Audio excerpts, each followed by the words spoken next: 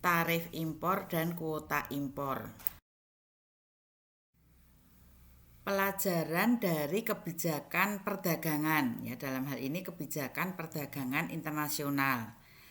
Yang nomor 1 itu adalah tarif dan impor kuota.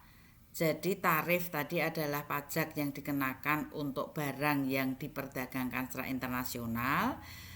Kuota itu adalah pembatasan barang. Kalau kuota impor berarti pembatasan barang yang diimpor. Kita lihat di situ di tabel itu ya, bukan tabel tapi kerangka atau yang sudah kita bahas di depan antara tarif dan impor kuota.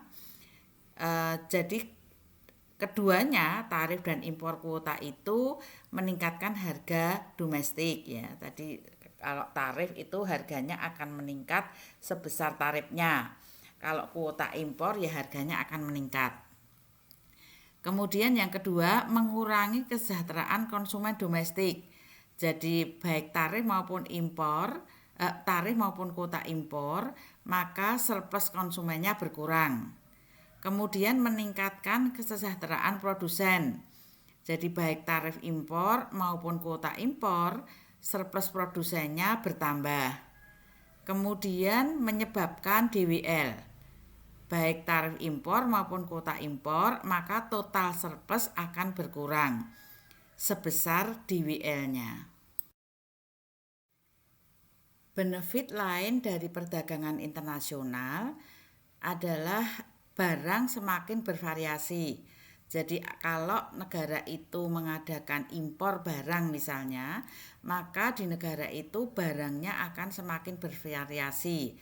Jadi semula mungkin tidak bisa memproduksi film sekelas Hollywood misalnya, dan kemudian tidak bisa menikmati film Hollywood, maka dengan adanya perdagangan internasional, penduduk itu bisa menikmati film Hollywood. Ya, jadi dengan adanya perdagangan internasional, barang akan semakin bervariasi. Yang kedua adalah ongkos lebih rendah melalui skala ekonomi. Jadi artinya bisa memproduksi barang dengan ongkos yang menurun. Artinya semakin tinggi produksi atau outputnya ditingkatkan, ongkos produksinya semakin menurun. Yang ketiga adalah meningkatkan kompetisi. Jadi dengan adanya barang impor yang masuk ke dalam negara itu, maka kompetisi atau persaingan usahanya semakin meningkat. Meningkatkan ide. Jadi karena ada barang lain atau barang impor yang masuk dengan bentuk, spesifikasi dan karakteristik lainnya, kemudian akan meningkatkan ide bagi perusahaan domestik untuk membuat barang yang semakin. Argumen pro hambatan perdagangan. Hambatan perdagangan dilakukan dengan mengenakan tarif impor dan kuota impor.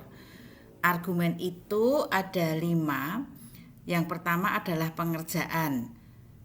Jadi dengan adanya hambatan perdagangan itu melindungi kesempatan kerja yang ada di negara itu. Jadi misalnya di situ ada impor tekstil, sehingga menyebabkan produksi industri tekstil dalam negeri berkurang dan mengakibatkan tingkat pengerjaan akan berkurang. Yang kedua adalah keamanan nasional, melindungi industri strategis secara nasional. Jadi misalnya industri senjata, industri pangan, di mana kalau senjata itu hubungannya dengan ketahanan dan keamanan nasional, kalau pangan itu merupakan keperluan hajat hidup seluruh rakyat di negara itu, sehingga industri itu perlu dilindungi dari persaingan. Kemudian industri baru, melindungi industri baru dari persaingan supaya industri tersebut bisa tumbuh. Yang keempat adalah persaingan tidak fair, jadi melindungi dari persaingan yang tidak fair. Jadi perdagangan itu akan menguntungkan kalau semua perusahaan tunduk pada aturan yang sama. Sementara yang terjadi adalah aturan itu kadang berbeda, tidak sama di semua atau di setiap negara. Yang kelima adalah proteksi sebagai alat untuk tawar-menawar. Pemberlakuan tarif itu sebagai ancaman bagi negara lawan dagangnya untuk memenuhi keinginannya. Jadi misalnya hambatan perdagangan dilakukan dengan keinginan supaya negara lawan dagang mencabut tarif ekspor obat tekstil, di mana obat tekstil itu sebagai bahan baku produk tekstil dalam negeri. Perjanjian perdagangan internasional dan organisasi perdagangan internasional. Jadi ada dua, unilateral dan multilateral.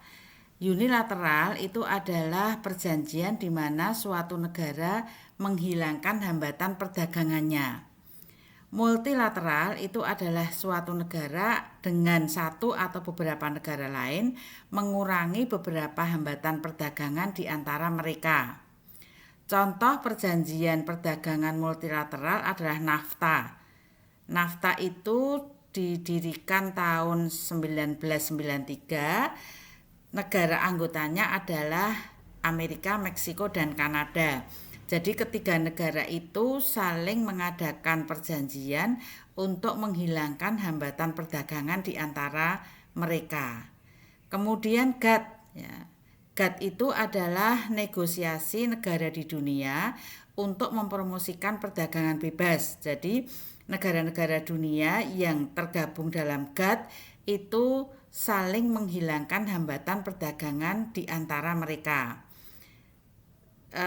Prestasi GATT itu berhasil mengurangi rata-rata tarif di antara anggota dari sekitar 40% setelah Perang Dunia II menjadi 5% pada dewasa ini. Perdagangan itu ada yang unilateral dan multilateral. Jadi perdagangan yang unilateral itu negara satu berdagang dengan negara hambatan perdagangan. GATT, perjanjian internasional di bidang perdagangan internasional, ditandatangani 23 negara ya, di Swiss, Jenewa, dan itu berlaku pada 1 Januari 1948. GATT itu berlaku hingga terjadinya penandatanganan perjanjian putaran Uruguay oleh 123 negara. Dan kemudian dari penandatangan itu terbentuk Organisasi Perdagangan Dunia WTO yang berlaku tanggal 1 Januari 1995.